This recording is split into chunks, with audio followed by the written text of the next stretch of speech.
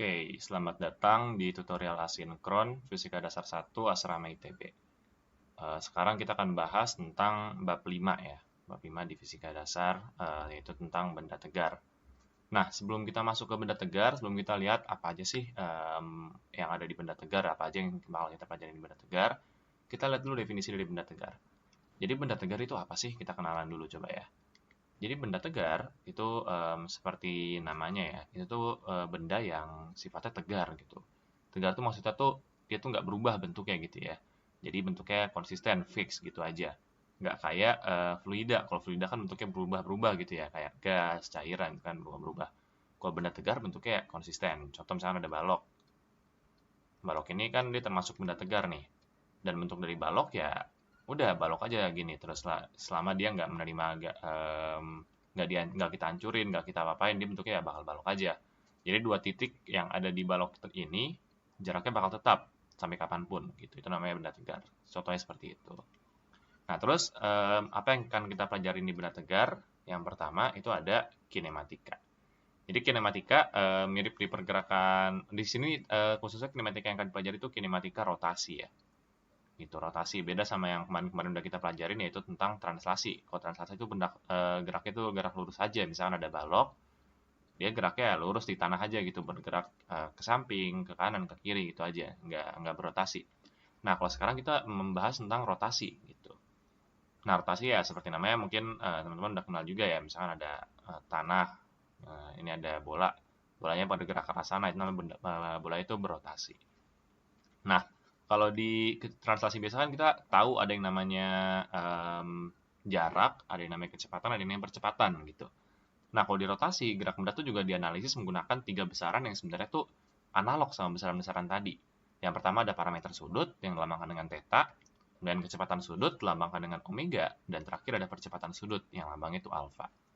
Nah, masing-masing itu definisi kayak gini nih. Kalau parameter sudut, ya gampang aja kayak berapa besar sih sudut yang ditempuh sama suatu benda pas dia berotasi gitu ya. Misalnya ada bola. Bola ini berotasi, jadi titik yang awalnya di atas ini bergerak pindah ke sini.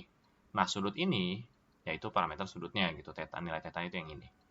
Kemudian ada kecepatan sudut, omega. Ya, omega ini kecepatan sudut, seperti namanya, dia menunjukkan seberapa besar sih sudutnya itu, seberapa cepat sudutnya berubah gitu. Seberapa cepat sudutnya berubah terhadap waktu gitu. Kayak misalkan dalam untuk menempuh sudut sebesar theta ini dia membutuhkan waktu t, yang berarti omeganya ya thetanya bagi t gitu.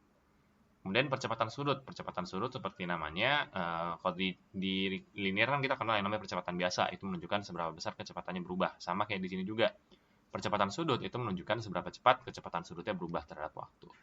Jadi kurang lebih sama gitu ya, analog sama yang di translasi biasa.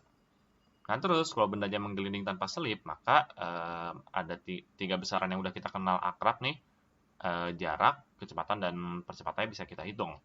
Kemudian di sini ada PM, PM itu maksudnya pusat massa gitu. Jadi aku gambarin dulu situasinya deh. Misalkan ada tanah nih, ini benda bola ya. Dia menggelinding, menggelinding kan berarti bolanya itu bergerak gitu ya. Nah tanpa selip itu maksudnya kayak gini. Tanpa selip itu maksudnya ketika dia berotasi, dia ikut berpindah, ikut bergerak gitu.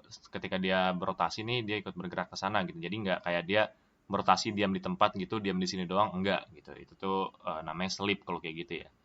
Jadi titiknya nih, pokoknya selama dia berotasi dia ikut bergerak gitu, ikut bergerak entah ke kanan atau ke kiri gitu ya.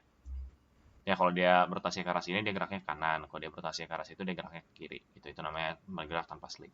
Nah, pusat masanya yang ini, yang lingkaran tengah ini gitu. Nah, jarak yang ditempuh sama pusat masanya selama dia berotasi, asalkan rotasinya nggak selip ya. Asalkan menggelinding, selama dia menggelinding, asalkan gerakannya nggak selip, X yang ditempuh oleh pusat masanya ini tuh sebesar theta kali R gitu. Nah, kalau dia menempuh sudut 2pi, 2pi kan berarti kan satu lingkaran penuh gitu ya. Ntar X pusat masanya, ntar jadinya 2pi kali R. 2pi kali R kan ya sama aja kayak keliling bolanya gitu ya. Jadi ketika dia menempuh sudut 2pi, titik yang ini nih, ntar dia kan akan muter sampai akhirnya balik ke bawah lagi. Jadi jarak yang ditempuh sama dia tuh, misalkan setelah 2pi dia di sini ya. Titik yang awalnya di sini ntar bakal balik lagi ke sini, dan jarak dari sini ke sini sama aja kayak jarak keliling lingkarannya gitu. Ya mungkin teman-teman udah tahu juga kalau ini ya, agak basic juga. Berikutnya kecepatan dari pusat masanya. Jadi selama dia bergerak nih, kecepatan dari pusat masanya bisa dirumuskan dengan omeganya, yaitu seberapa kencang sudutnya berubah, dikalikan jari-jarinya. Oh ya, tadi tuh R tuh jari-jarinya di sini ya. Tadi aku kayaknya lupa sampein. R tuh jari-jarinya. Gitu. Jadi mudah aja, omega kali R. Kemudian percepatan dari pusat masanya. A dari pusat massa itu sama dengan alfa kali R-nya. Ini agak sedikit tukar-tukar nih, A sama alfa. Karena mirip-mirip juga kelihatannya ya. Alfa itu percepatan sudut tadi. Jadi percepatan linear dari pusat masanya ini ketika dia bergerak akan sama dengan percepatan sudutnya kali jari-jarinya. Seperti itu. Itu simple aja ya. Bisa sisanya itu bisa digunain kayak ya kayak ini biasa kayak kecepatan, jarak, dan percepatan biasa. Misalkan kita mau di rumus GLBB kan ada, kalau teman-teman ingat ada rumus VT kuadrat sama dengan V0 kuadrat tambah 2AX gitu ya. Nah ini teman-teman bisa ganti nih pakai besar-besaran yang analog dengan besar-besaran ini tapi dirotasi. VT-nya berarti ntar jadi omega T kuadrat sama dengan omega 0 kuadrat tambah 2 kali A-nya jadi alfa, X-nya jadi theta. Gitu pokoknya rumus-rumus di gerak translasi itu besaran-besarannya bisa diganti sama besaran yang analognya di rotasinya gitu ya. Gitu. Berikutnya ada momen inersia dan energi kinetik rotasi. Kita kenalan satu-satu. Momen inersia dulu. Momen inersia itu adalah tingkat kelembaman benda untuk berotasi pada suatu titik sumbu rotasi. Mungkin ribet ya kalau dilihat kayak gini. Maksudnya itu adalah gini. Momen inersia itu menunjukkan tingkat kesulitan untuk suatu benda tuh diputar gitu. Misalkan aku punya tabung. Punya tabung kayak gini ya. Nah, dia ada poros putarnya tuh di tengahnya gini. Nah, momen inersia itu menunjukkan seberapa momen inersia dari tabung ini ya di sumbu putar yang ini menunjukkan seberapa susah sih tabung ini tuh diputar terhadap sumbu putarnya ini. Gitu. Makin besar momen inersianya, berarti dia makin susah diputarnya gitu. Jadi itu menunjukkan seberapa susah gitu ya. Nah, rumusannya kayak gini nih. Ini mungkin terlihatnya ribet ya, tapi sebenarnya sederhana. Untuk sistem diskrit, rumusnya itu adalah sigma dari I sampai 1 sampai N dari MI kali RI kuadrat. Itu maksudnya gimana? Maksudnya tuh sistem diskrit itu adalah sistem yang terdiri dari banyak benda gitu ya. Satu sistem yang terdiri dari banyak benda gitu. Jadi misalkan ini tuh maksudnya kayak gini nih. Bisa jadi massa benda 1 kali jari-jari benda 1 kuadrat tambah massa benda 2 kali jari-jari benda 2 kuadrat gitu terus sampai massa benda ke N kali jari-jari benda N kuadrat. Gitu, itu maksud dari sigma di sini gitu ya. Jadi misalnya ada suatu sistem yang terdiri banyak benda, momen inersia total dari sistem tersebut, ya momen inersia tiap bendanya dijumlahin gitu. Jadi mudah aja ya, tinggal dijumlahin aja. Nah, kemudian kalau sistemnya kontinu gimana? Sistem kontinu kita pakai integral. Nah, sistem kontinu itu yang kayak gimana sih maksudnya? Maksudnya sistem kontinu itu suatu sistem yang terdiri dari titik-titik kecil yang tidak bisa dipisahkan gitu. Jadi sebenarnya misalkan ada tabung kayak gini ya. Tabung ini kan sebenarnya kan terdiri dari titik-titik kecil gitu yang tidak bisa dipisahkan gitu ya. Jadi sebenarnya ketika kita mau ngitung momen inersianya, yang kita hitung tuh momen inersia tiap titik-titik kecil ini terus kita jumlahkan dengan cara integral jadinya gitu. Integral dari R kuadrat dm gitu ya. Jadi terhadap massa gitu integralnya. Jadi pokoknya sistem kontinu itu ya pokoknya sistem yang terdiri banyak benda yang tidak bisa dipisahkan intinya gitu. Tapi teman-teman bakal jarang kok gunain rumus ini. Biasanya langsung rumus jadi aja nggak apa-apa. Ntar akan kita lihat rumus jadi seperti apa. Nah, terus energi kinetik total sistem benda adalah kayak gini. Kita kan tahu ya kalau energi kinetik, K itu kan sama dengan rumusan basicnya setengah M V kuadrat.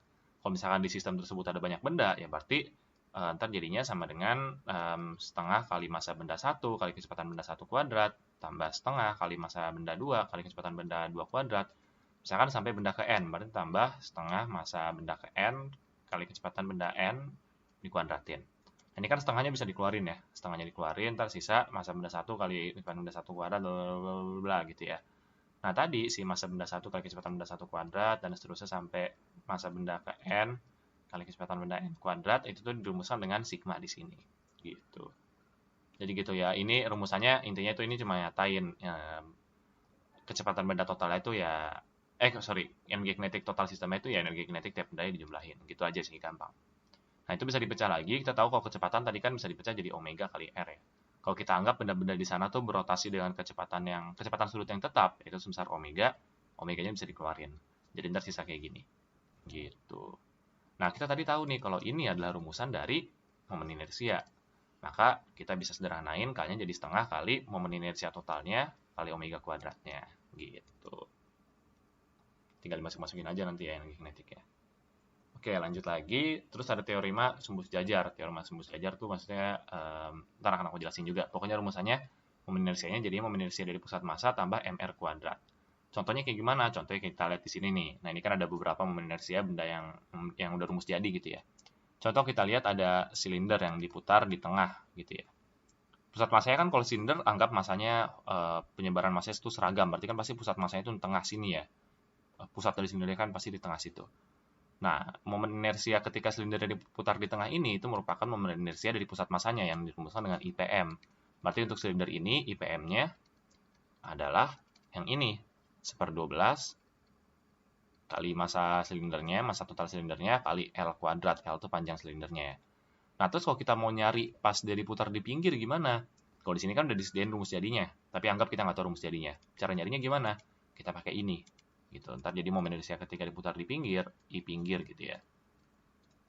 Sama dengan momen inersia pusat masanya, momen inersia pas silinder diputar di pusat masanya, yaitu 1/12 ml kuadrat kali mr kuadrat. Mr kuadrat itu maksudnya M-nya itu massa silindernya, yaitu tadi kita namakan dengan M, kali R itu jarak dari sumbu putarnya terhadap pusat masanya. Tadi kan kita memutar di ujung sini, pusat masanya di tengah. Sedangkan jarak dari ujung ke ujung kan L. Oh, jarak dari ujung ke tengah, ya setengah L, berarti kan setengah L kuadrat gitu ya. Jadi ntar 1/12 ml kuadrat tambah, ini jadi berapa? Jadi 1/4 ml kuadrat. 1/4 kan bisa ditulis sebagai 3/12 ya.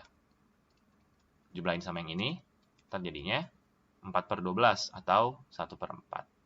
4/12 itu 1/3 ya. Jadi 1/3 ml kuadrat. Nah, itu asal-usul kenapa kalau dia diputar di pinggir, jadinya rumusannya 1/3 ml kuadrat. Sama kayak di situ ya. Dan itu bisa teman-teman aplikasikan buat benda-benda yang lain gitu ya, nggak cuma silinder tadi aja. Gitu. Contoh nih kayak bola pejal. Ini bola pejal ketika diputar tengah, ini ketika diputar melalui ujung. Ntar teman-teman bisa akalin juga pakai rumus tadi. Seperti itu. Terus ada teorema sumbu tegak lurus. Teorema sumbu tegak lurus itu misalkan dia diputar di arah kita tahu momen inersia bendanya ketika diputar di arah sumbu X, di arah sumbu Y gitu. Kita mau nyari momen inersianya ketika dia diputar dengan sumbu putar itu yang sejajar sumbu Z gitu ya. Ya, jadi momen inersianya ntar IZ sama dengan tinggal IX tambah IY aja. Asalkan X dan Y itu tegak lurus gitu ya. Gitu. Ya kalau sumbu X dan sumbu Y sih pasti tegak lurus gitu. Tapi misalkan kalau di kasus real kan sumbunya belum tentu namanya X dan Y gitu ya. Bisa jadi dua arah yang random aja. Asalkan dua arah random itu tegak lurus, kita bisa ngitung momen inersia di arah yang tegak lurus dengan dua arah tadi.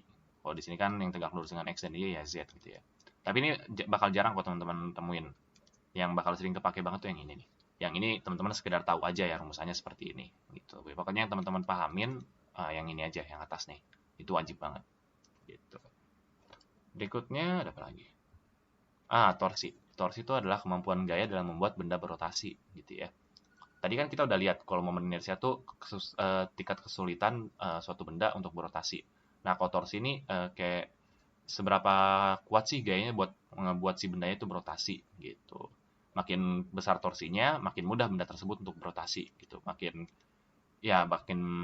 mudah membuat benda tersebut berotasi, sama aja kayak kita ngedorong benda nih. Makin besar gaya yang kita kasih, ya makin mungkin bendanya bergerak gitu ya. Analognya kayak gitu. Jadi misalkan ada aku jelasin dulu dari rumusnya. Jadi vektor dari torsi, lambang itu tau ya, huruf Yunani namanya tau, itu sama dengan vektor dari R-nya di-crosskan dengan vektor F gitu. Jadi rumusannya kita tahu ya kalau besar dari vektor taunya berarti ya tinggal kita cari aja besar dari vektor ini. Besar dari perkalian cross vektor itu, yang besarnya ntar jadi besar dari R kali besar dari F kali sin theta. Sin theta itu adalah sudut antara R dan F-nya. Jadi kalau kita lihat nih misalkan ada balok gitu ya, mau diputar terhadap sumbu putar ini, jadi kasih gaya ke arah sini gitu. Nah, R-nya kan bisa dibilang ke arah sana gitu ya. Nah, tetanya itu teta yang ini gitu. Teta itu sudut yang itu. Kalau di sini kan di kasus ini kan tetanya seperti tegak lurus 90 derajat ya, berarti ntar sin tetanya 1 gitu. Jadi dia itu akan maksimal pergerakannya kalau F-nya itu tegak lurus sama arah R-nya gitu.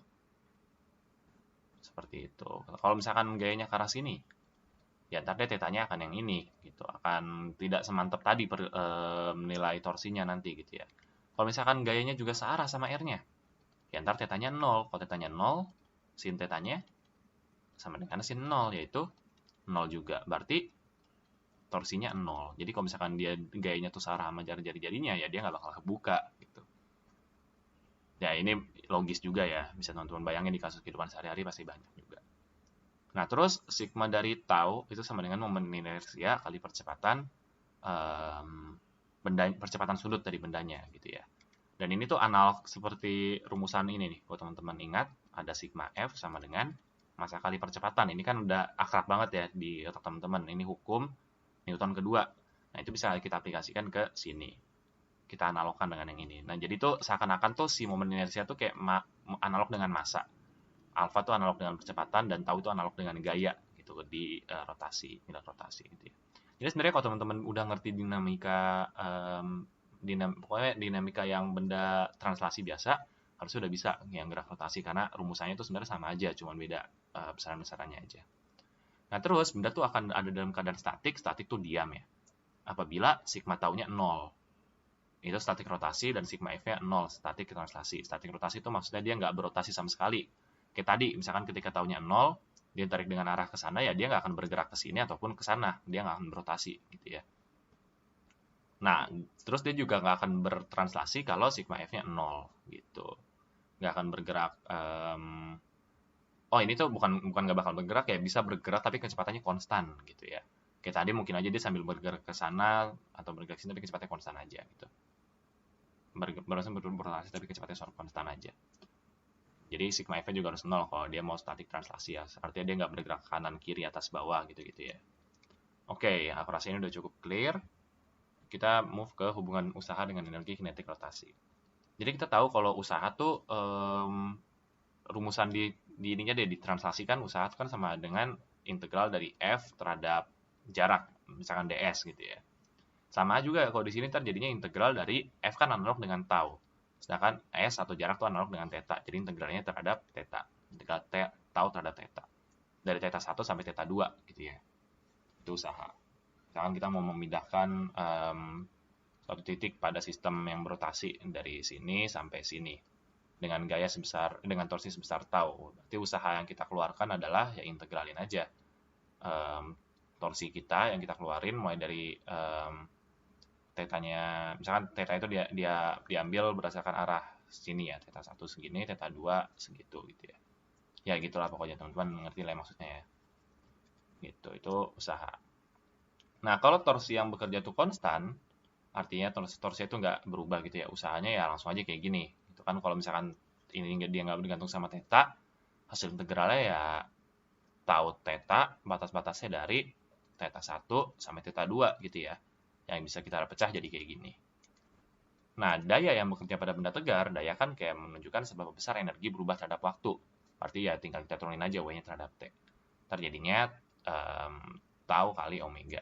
Kenapa omega? Karena kalau kita lihat di sini kan kalau kita turunkan terhadap waktu, jadinya karena tau ini konstan ya.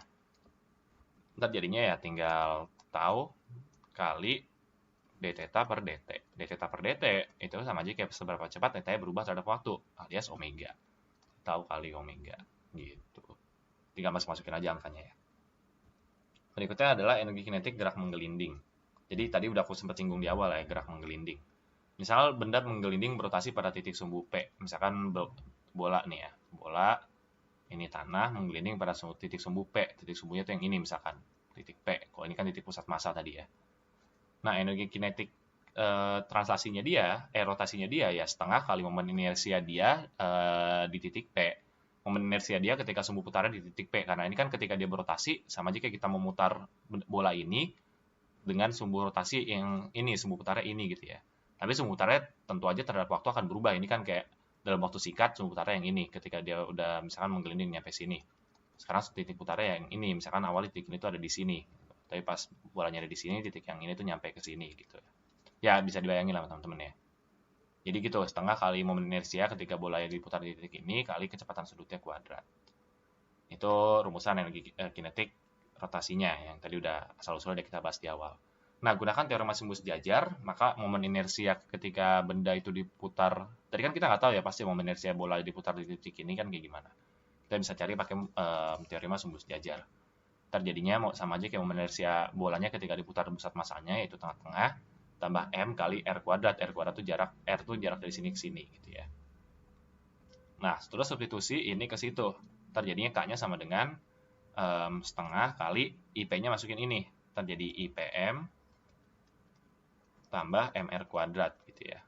Kali omega kuadrat. Ntar kalau dijabarin jadi kayak gitu. Oke, aman ya, gampang aja ya jabarinya ya. Nah, yang ini biarin gini aja. Yang kanan nih kita ingat kalau R kali omega itu sama dengan kecepatan. Kalau dikuadratin berarti R kuadrat omega kuadrat, jadinya ya kecepatan kuadrat, yaitu V kuadrat. Terjadinya kayak gitu.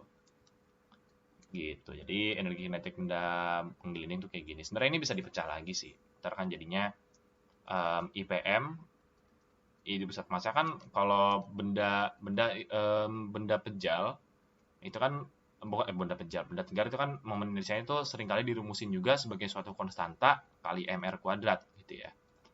Kalau kita lihat di sini tabel tadi, nah ini kan yang depan-depannya ini kan sebenarnya konstanta aja gitu ya. Nah, sebenarnya konstanta-konstanta tadi itu dapat dari hasil integralnya. Sebenarnya ini tadi agak kurang aku jelasin ya. Jadi konstanta-konstanta tadi itu didapat dari hasil integralnya gitu. Jadi bergantung sama geometri bendanya. Jadi, makanya tiap geometri benda yang berbeda, bentuk benda yang berbeda, nilai konstantanya akan berbeda gitu ya. Nah, jadi tadi misalnya kita namain K di pusat masanya. Nah, kan ntar si inersianya ini, sama-sama K konstantanya ya. Ya udah gini, energi kinetiknya misalkan aku ganti jadi EK deh.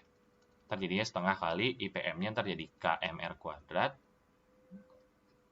kali omega kuadrat tambah setengah M V kuadrat.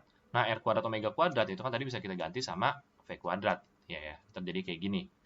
Nah, sama-sama ada setengah M V kuadrat, setengah M V kuadratnya bisa kita keluarin. Ntar dari sini sisa K, dari sini sisa plus 1. Nah, setengah M V kuadrat itu kan sama aja kayak EK dari translasinya. Jadi EK translasi dikali K plus 1. Nah, ini kalau teman-teman ingat, mungkin teman-teman ada ingat rumus cepat di zaman SMA ya. EK rotasi itu sama aja kayak EK translasinya kali K plus 1. Gitu. Ini asal-usul rumus cepatnya itu dari situ. Nah, terus ini tuh rumusnya bisa teman-teman pakai buat kalau misalkan teman-teman mau ngitung. Misalkan ada benda digelindingin, ini misalkan suatu tebing gitu ya. Ada benda digelindingin gitu. Dengan kecepatan awal 0, bla bla. Pas sampai sini teman-teman dikasih tahu misalkan ketinggiannya ini selisihnya berapa, terus teman-teman juga dikasih tahu kecepatan sudutnya jadi berapa, teman-teman disuruh nyari energi kinetika, atau misalkan kecepatan sudutnya nggak dikasih tahu, teman-teman disuruh nyari energi kinetika aja. Itu kan kalau teman-teman rumus biasa kan ya tinggal total energi awal di posisi itu, yaitu energi potensialnya tambah karena dia diam awalnya berarti EK-nya 0. Ya, berarti EP tambah 0 sama dengan energi total pas di bawah, yaitu energi potensialnya, karena di tanah kita anggap 0 energi potensialnya, tambah energi kinetika, EK gitu ya. Nah, kalau teman-teman di translasi biasa kan EK-nya langsung masukin aja setengah MV kuadrat. Kalau di sini enggak, masukinnya sama dengan berarti setengah MV kuadrat kali K plus 1. Jadi jangan lupa ada K plus 1-nya. Sama dengan EP-nya itu kan MGH. Ntar jadinya MGH sama dengan setengah MV kuadrat kali K plus 1. Yang berarti V-nya, ntar ini M-nya saling coret aja dulu ya. Ntar V-nya jadinya akar dari 2GH per K plus 1. Nah, ini kan kalau di SMA teman-teman ingat ada rumus cepat juga ya, ketika benda menggelinding dijatuhkan dari ketinggian H. Kecepatan akhirnya jadi kayak gini. Itu dia asal-usulnya. Jadi ini salah satu contoh penggunaan konsep gerak menggelinding. Tentu aja masih banyak penggunaan-penggunaan lainnya, tapi nggak akan aku jelasin di sini. Coba teman-teman analogikan sendiri aja gitu ya. Jadi ya sekian pembahasan dari kinematika benda tegar ya. Dari pembahasan bab benda tegar ini. Iya, ulang lagi sekian pembahasan benda tegar untuk tutorial sinkron kali ini. Kurang lebihnya aku mohon maaf. Semangat terus teman-teman belajarnya. Sampai jumpa di pertemuan-pertemuan berikutnya. See you.